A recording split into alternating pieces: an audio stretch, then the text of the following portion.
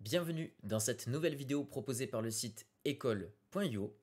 Dans cette vidéo qui traite des écritures d'inventaire, je vous propose d'aborder la question de l'enregistrement des stocks à l'inventaire.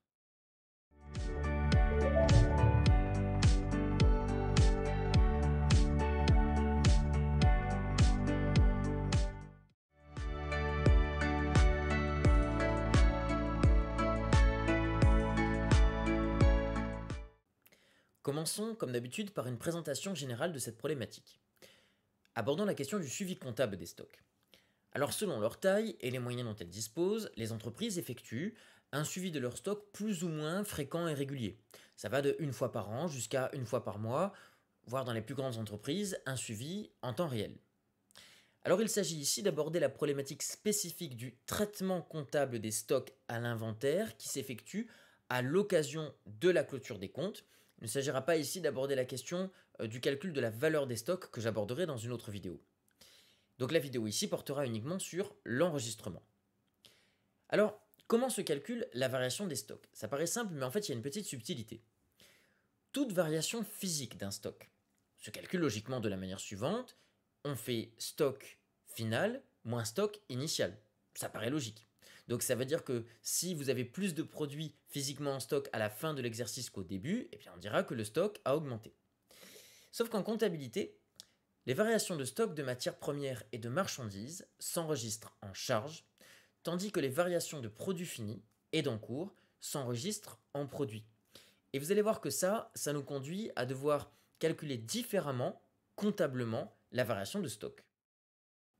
Concrètement, pour les matières premières et les marchandises, dont je vous rappelle qu'il s'agit de produits qui passent par des charges, donc compte de la classe 6, eh bien la variation va se calculer de la manière suivante: stock initial moins stock final. Ça paraît surprenant, mais en fait c'est logique pour, réconcilier ça avec la logique du bilan. Je vous rappelle un élément, c'est que les stocks se situent à l'actif du bilan. Toute chose étant égale par ailleurs, si vous avez des stocks qui augmentent, donc ça veut dire que l'actif de votre bilan augmente. Comprenez que toute chose étant égale par ailleurs, le résultat qui se situe au passif va augmenter. Or, si vous considérez que les variations de matières premières s'enregistrent comme des charges, eh bien si vous faites stock final moins stock initial, ça voudrait dire qu'il y a des charges en plus. Or, des charges en plus, ça ferait diminuer le résultat. Or, c'est bien le contraire qui se passe. Donc comprenez et retenez bien cet élément, c'est que les variations de matières premières et de marchandises s'enregistrent effectivement en charge, mais la variation comptable devra s'enregistrer comme la différence entre, je le répète, le stock initial et le stock final. De cette manière, si le stock final est plus important, cela conduirait à une charge négative, ce qui fait bien augmenter le résultat. Inversement, et plus logiquement, pour les produits finis et les encours, la variation comptable se calculera de manière logique et habituelle, c'est-à-dire le stock final moins le stock initial. Alors je vous propose à présent d'aborder la question de la procédure d'enregistrement des écritures à l'inventaire.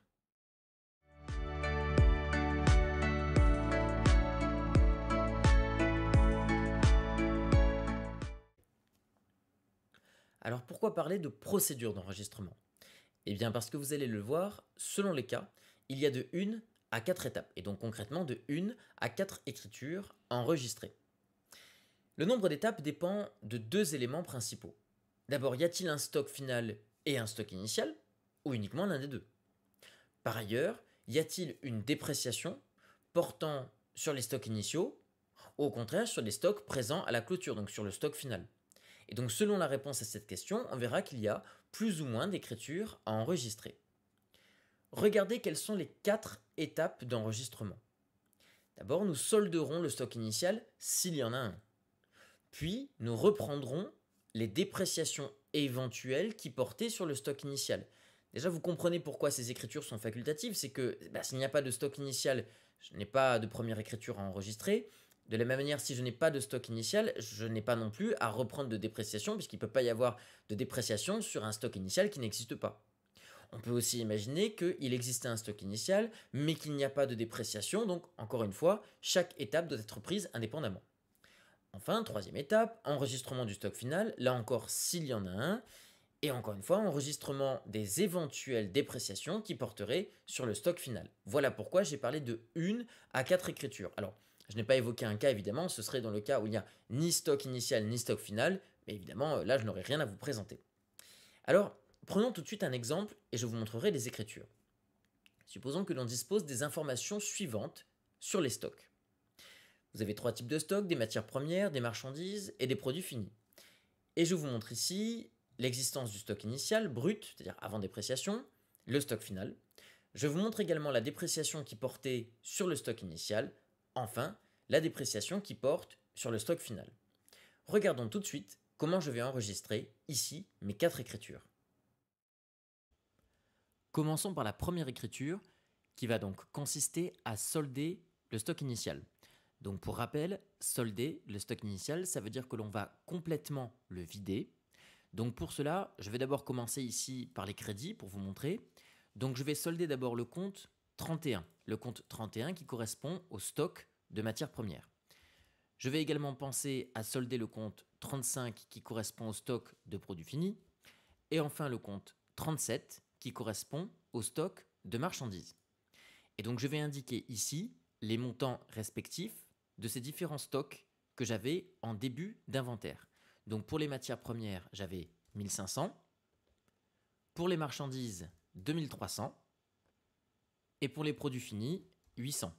Je vais indiquer en face les mêmes montants, mais pour les comptes variation de stock. Alors, pour savoir comment se construisent ces comptes, c'est très facile. Pour les matières premières et les stocks de marchandises, je rajoute 60 devant le compte de stock. Je vais donc enregistrer 60-31 pour la variation de stock de matières premières.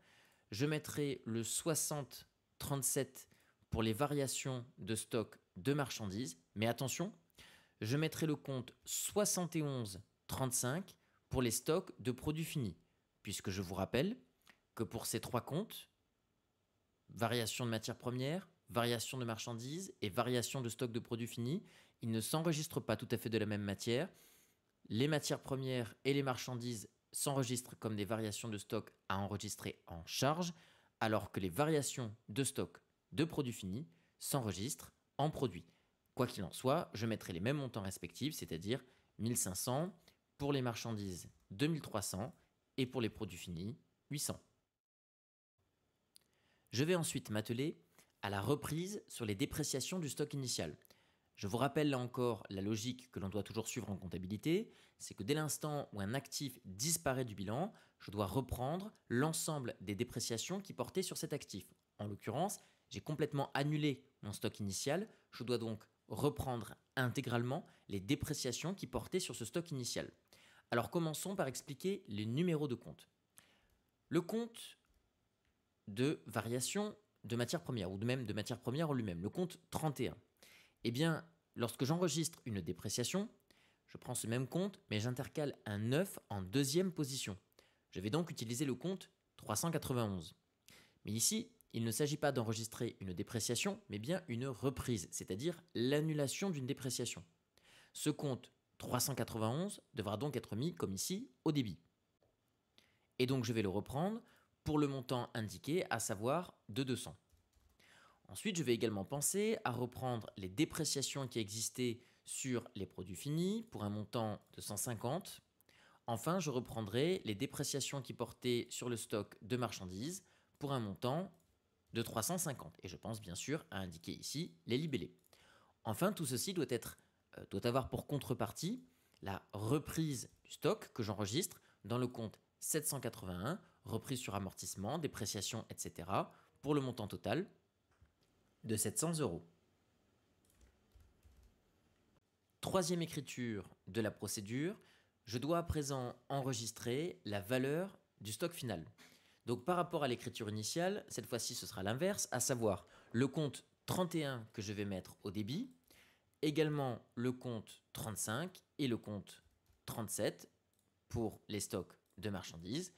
Pour les montants respectifs, alors pour les matières premières, le stock final atteint 1600, pour les marchandises 2400 et pour les produits finis 3200. Je vais reporter également ces montants, là encore avec le compte 60-31, ensuite le 60 37 et enfin le 71,35 pour les montants respectifs de 1600, 2400 et enfin 3200. Petite remarque au passage, vous voyez que l'ordre des débits et des crédits n'a pas trop d'importance, c'est-à-dire que je peux très bien écrire au débit 31, 35 et 37 et au crédit commencer par le 60-31, puis le 60-37 et le 71-35. Ça n'a pas d'importance tant que les débits sont bien au débit et que les comptes qu'il faut mettre au crédit sont bien au crédit. Je termine enfin avec la dernière écriture de cette procédure qui consiste à enregistrer cette fois les dépréciations qui portent sur le stock final.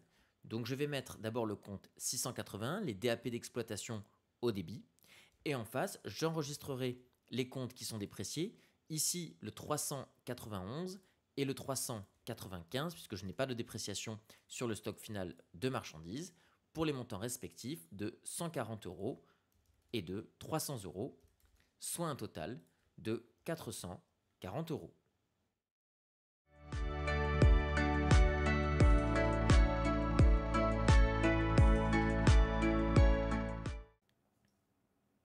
Merci d'avoir suivi cette vidéo consacrée au suivi des stocks.